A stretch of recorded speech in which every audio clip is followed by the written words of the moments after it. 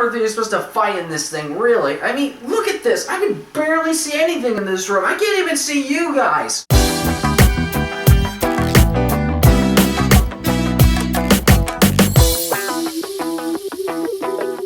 Darksiders II. Now, Darksiders II takes place around the same time as the first Darksiders, in which you play the most feared of all the Horsemen of the Apocalypse, Death, who kind of looks like Larry King, Professor Snape's love child, if he was on crack and took steroids, and on a quest to redeem his brother War, who has now been framed with the extinction of humanity and caused the apocalypse to happen prematurely.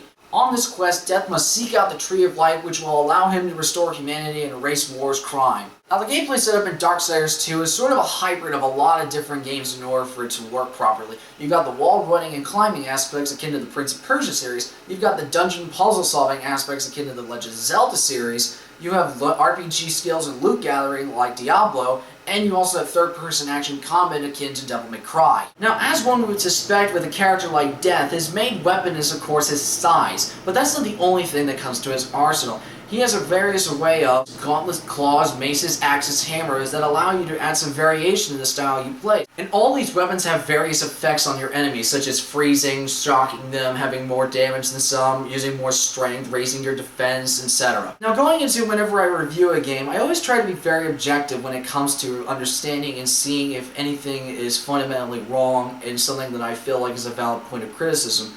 That being said, with the course of this game, I freaking loved it. One of my favorite things about the Darksiders universe in general is the fact that it takes these characters who are very infamous in Christian lore and mythology, puts them all in a different light, and makes them only slightly tweaks them to become a sympathetic and lovable anti-hero in their own light.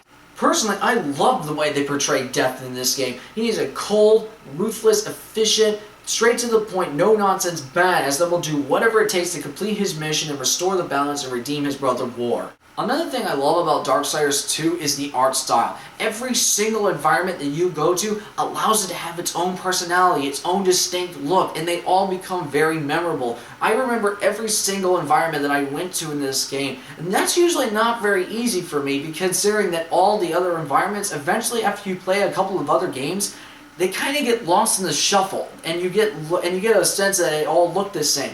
Not in the case of Darksiders 2. Every single place you go to has its own distinct personality. You feel like there's a history to it, and you want to find out more. And the story itself in Darksiders 2 is absolutely massive, and it really feels a lot bigger, and it gives you a sense of the scale of the lore and the mythos of its world. Let me describe it like this. Darksiders 1 is about the equivalent of sitting knee-deep in a hot tub. It's warm, it's pleasant, inviting, and you generally have a good time while sitting in it. Darksiders 2, on the other hand, is about the equivalent of diving into the Pacific Ocean at full speed, face first from orbit. Another plus side for Darksiders 2 is the fact the soundtrack is absolutely gorgeous. Every tune you hear from the game makes the world and the universe of Darksiders feel more grand in scope than its predecessor. And there's also a very distinct, almost Assassin's Creed-ish vibe from the soundtrack. But since it's made by the same composer, Jesper Kyd, that actually makes sense. And one more thing I say I respect about this game is its difficulty. There are so many games today that hold your hand, and you're not allowed to have a decent challenge out of them. You're not forced to think on your feet. Darksiders 2 does everything opposite of that. One common complaint I've always heard about the Darksiders series is the fact that it doesn't really do anything groundbreaking or original. Granted, that is a valid point. However, what's so wrong with that as long as it does everything well? I mean, you could be the original at something and still suck. I mean, look at Super Mario 64, for example. A game that I personally love, and I know a lot of people do. It's not the first 3D platformer ever made, but why is it remembered so fondly? It's because it did everything that Mario did well, and did it better, and it functioned perfectly.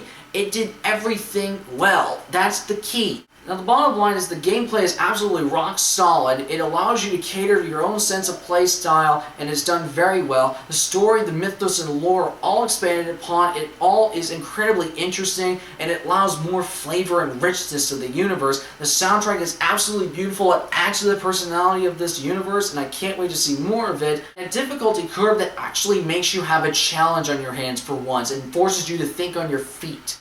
So Darksiders 2, you get the distinct honor of being the first game on my scale to get the highest grade, and I say that you are worth every penny.